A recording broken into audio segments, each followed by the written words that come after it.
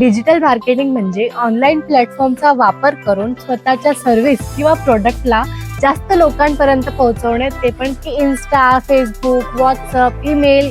कारण आजची जनरेशन सगळी एज्युकेटेड झालेली आहे, सगळ्यांना सगळंच माहिती आहे आणि कुठेही ते जायचं असेल, त्यांना कुठेही फिरायला जायचं असो किंवा काही खरेदी करायचं असो, ते प्रत्येक ठिकाणी ऑनलाईन रिसर्च करूनच जातात. ते गुगलवर रिव्ह्यू बघतील. तर डिजिटल मार्केटिंग एक वेळा विचार करा आणि सुरुवात करा.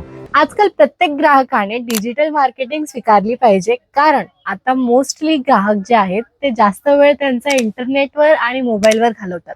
डिजिटल मार्केटिंग म्हणजे ऑनलाईन प्लॅटफॉर्मचा वापर करून स्वतःच्या सर्व्हिस किंवा प्रोडक्टला जास्त लोकांपर्यंत पोहोचवणे, ते पण कमी खर्चात. होल्डिंग वगैरे लावण्याला खर्च खूप लागतो, पण स्वतःचा मोबाईल असून तुम्ही स्वतःच्या प्लॅटफॉर्मवर जर स्वतःचे प्रोडक्ट दाखवतायत तर त्याला खर्च नाही लागत.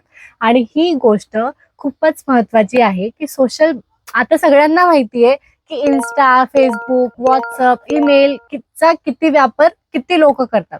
जर त्यांच्यावर त्याचाच वापर करून, त्याचाच योग्य वापर करून तुम्ही जर तुमच्या प्रोडक्टची प्रदर्शन केले, म्हणजे तुम्ही जर तुमचे प्रोडक्ट जास्त लोकांपर्यंत पोहोचवले, तर काय होईल? तर काहीच नाही होणार. जास्तीत जास्त हेच होईल की तुमचा व्यवसाय खूप वेगाने वाढू शकतो. आजकाल काय झालंय ना, की प्रत्येक व्यक्ती काहीही घ्यायला जात असेल तर पहिले तो ऑनलाईन रिसर्च करतो की ह्या प्रोडक्ट मला कुठे चांगले भेटतील.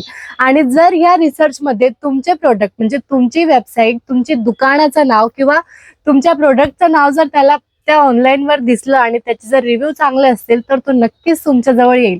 का? कारण आजची जनरेशन सगळी एज्युकेटेड झालेली आहे, सगळ्यांना सगळंच माहिती आहे आणि कुठेही ते जायचं असेल, त्यांना कुठेही फिरायला जायचं असो किंवा काही खरेदी करायचं असो, ते प्रत्येक ठिकाणी ऑनलाईन रिसर्च करूनच जातात. ते गुगलवर रिव्ह्यू बघतील, इंस्टाग्रामवर फॉलोअर्स बघतील, युट्यूबवर किती सबस्क्रायबर्स आहे, किती व्ह्यूज जात आहेत, कमेंट्स कसे येत आहेत, हे सगळं रिसर्च करूनच ते काहीही घ्यायला जातात किंवा खरेदी करतात.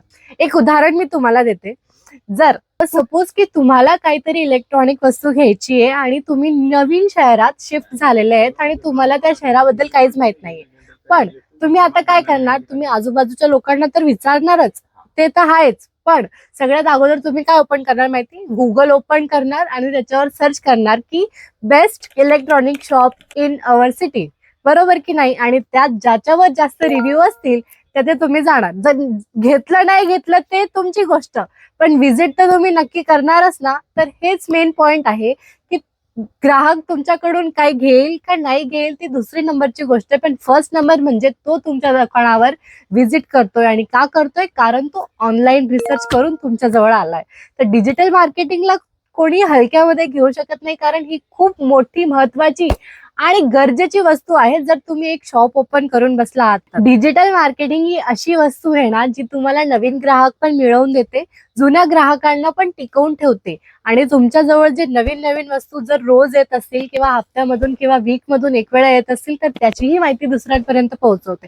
आणि लोक आजकाल एवढे पेशन्स त्यांच्यामध्ये नाहीये ना, की ते नवीन नवीन अपडेट्स चेक करत राहतात. आणि एखाद्या व्यक्तीला जर तुमची प्रोफाईल आवडली, तर तो नक्कीच दुसरी वेळा तुमचे न्यू प्रोडक्ट काही आलेत का हे चेक करायला नक्कीच येईल. म्हणून प्लीज, जर तुम्हाला मार्केटिंग करायची असेल, कमी पैशात तुमचा व्यवसाय वाढवायचा असेल, तर डिजिटल मार्केटिंग एक वेळा विचार करा आणि सुरुवात करा. जास्त माहितीसाठी शोभा साडीवर तुम्ही कॉन्टॅक्ट करू शकता. तुम्हाला याबद्दलही आम्ही जाणकारी देऊ आणि जर तुम्हाला व्हिजिट करायचं असेल तर तुम्ही ते पण करू शकता. धन्यवाद.